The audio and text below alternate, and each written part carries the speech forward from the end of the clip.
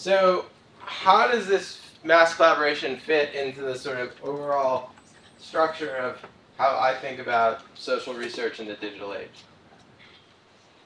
So if you remember, the book is organized around these four main research designs: observing people's behavior, asking questions, running experiments, and creating mass collaboration. And as you move down this sequence, the relationship between the researcher and the participant changes. So one case here, you just observe what people are doing.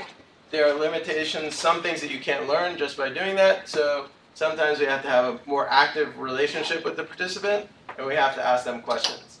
This allows you to learn things that you couldn't learn just by observing.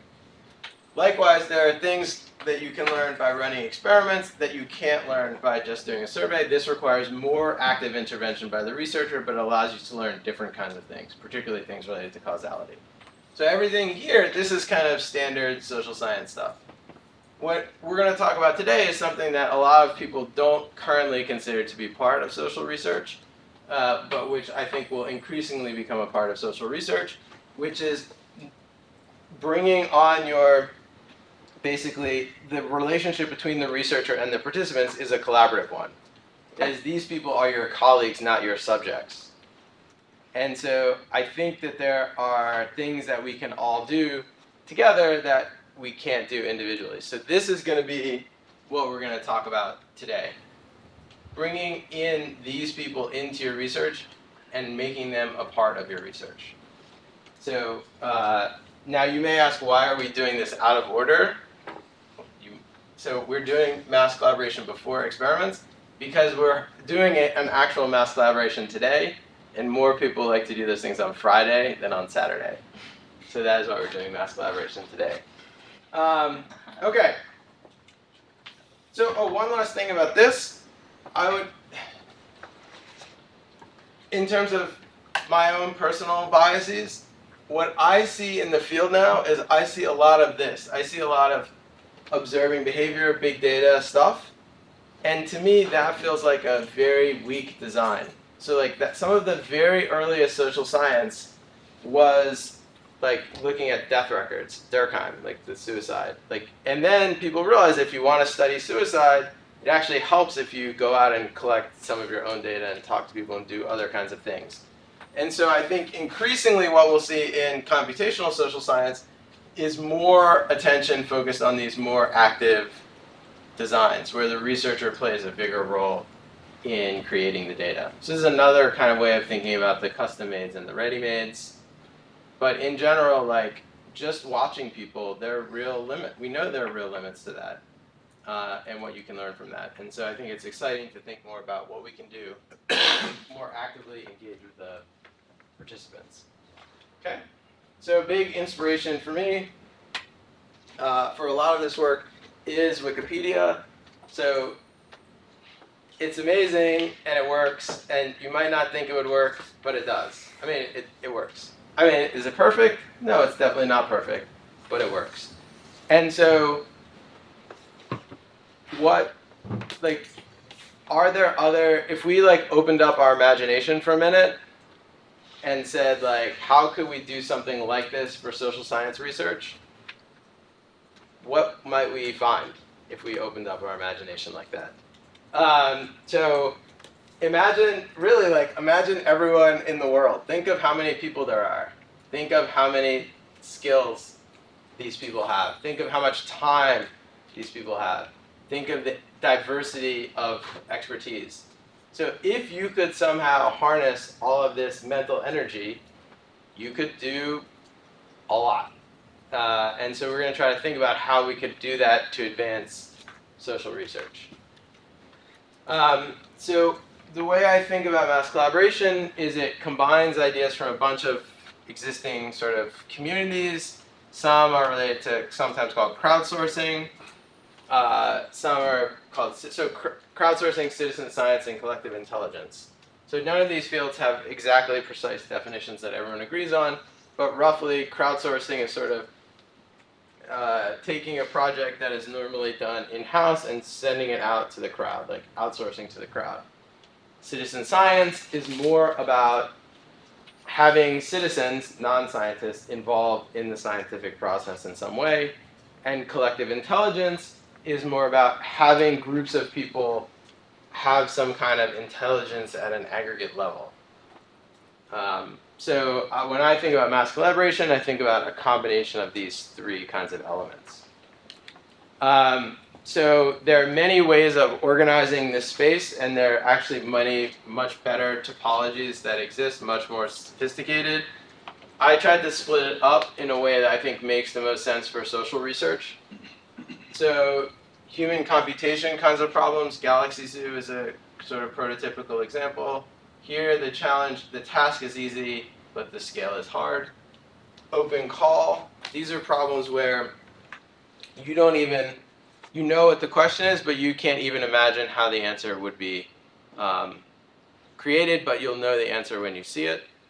And then finally, distributed data collection. This is where you have lots of people go out in the world and collect your data for you. So this is, we already do this kind of with survey companies, right? We hire people to go out and knock on people's doors and ask them questions. So imagine, though, if we could have something like that that was done by volunteers. What kind of opportunities would that create? So what we're going to do is go through each of these kinds of examples. So roughly, this is the kind of stuff you might try to have undergraduates do for you. Roughly, this is the kind of stuff you might ask a colleague about. And roughly, this is the kind of stuff you might hire a survey company to do. And we'll go through each of those chunks in a minute. I think one guiding idea in how I like to think about this is treating these people as collaborators and not as cogs. So I think a lot of the crowdsourcing and mass collaboration stuff is about treating the people who you are collaborating with as widgets that you can just plug into some big machine. And I think that there is a place for that kind of structure, but I think there are real limits to what you can accomplish together if you're treating the other people as widgets. And I think there are certain academic fields that have a much stronger tradition of bringing in more collaboration and treating these people as collaborators. So ornithology and astronomy are examples of fields that have more of that tradition. Yeah?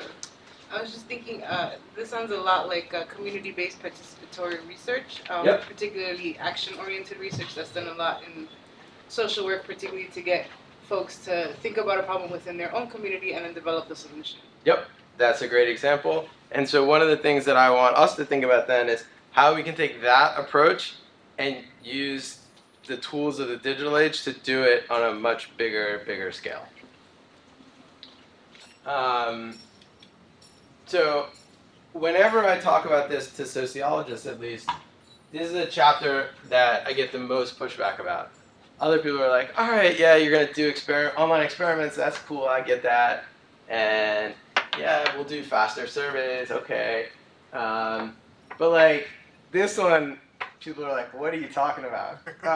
So I think that people are asking the wrong question. So for every question that you might be asking, let me tell you what I think the question you should be asking is. So you may be asking, is this research? Is this really research? And I would say the question we should be asking is, does this enable new research? And I hope to show you that the answer will be yes to that. You may ask, is this perfect? And I think that's the wrong question. Clearly the answer is no. But clearly the answer is surveys are not perfect, experiments are not perfect, digital trace data is not perfect. So this is not the right question. So the right question, I think, is this better than what we can do without mass collaboration? And I think, again, the answer is yes. Is this impossible? So that is another thing that comes up. So like, Matt, you are crazy, all this showing us a picture of the Earth and so on. And I think that's the wrong question. I think the right question is this possible? Right? All right. So the last question that I get, and this one comes particularly from students, is this relevant to students? Right? Like, I can't really, like, it's hard to imagine as a student, like, creating something like Wikipedia. But many of the examples in the chapter, like particularly Galaxy Zoo, that was started by graduate students. And so I don't think it's the case that this kind of thing is outside of the realm of what is possible for students. I think if you were going to try to do something like this, you should realize it might fail. I mean, I think most of these fail, so that should be your expectation. But it certainly doesn't mean that it's not possible at all for graduate students. I think Galaxy Zoo is a good example. And there are versions of this that you can do on Mechanical Turk that I think actually have a pretty high likelihood of succeeding. So you're not going to be at the scale of the entire globe, but you can do something in this sort of certain parts of this space with pretty high likelihood of success.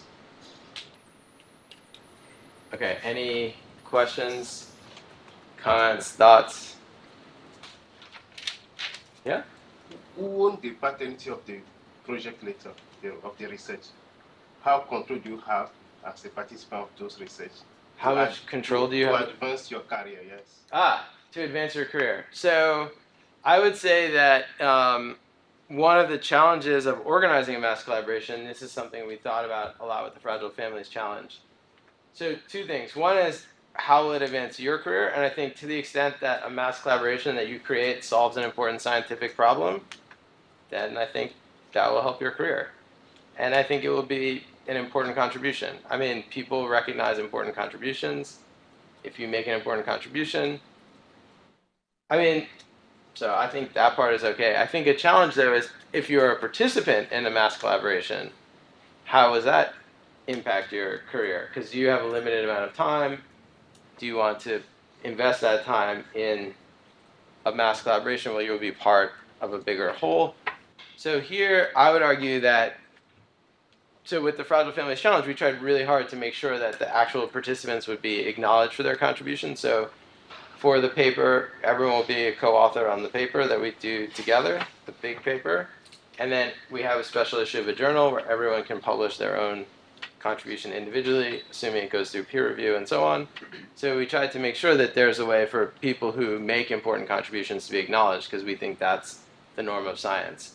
But more generally, I think what we should say is if the scientific community doesn't have the institutions that support the kinds of things we need to do, then we should change those institutions, right?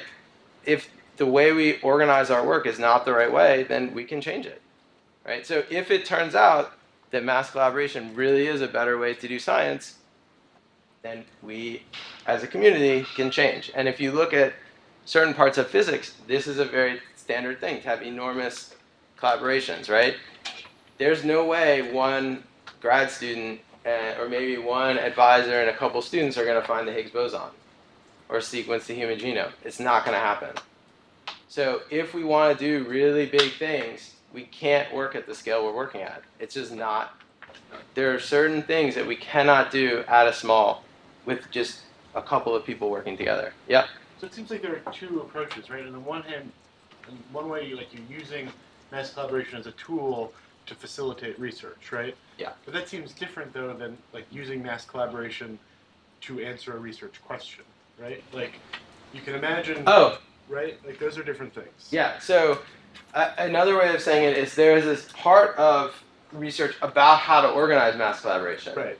So there's the field of collective intelligence does stuff about system building. How do we take ideas from people and aggregate them in a reasonable way? How do we build systems that enable collective intelligence? How do we engineer crowdsourcing systems to be more efficient? That is a separate set of topics. That is not what I'm going to talk about today. That is naturally a part of, that stuff is helpful, but that's not what I'm going to talk about today. Okay? So it's more of the former. It's more of more of the former. How can we use this general idea to do social research? But that other thing that you mentioned is an important part of that as well, and very interesting. Questions? Okay.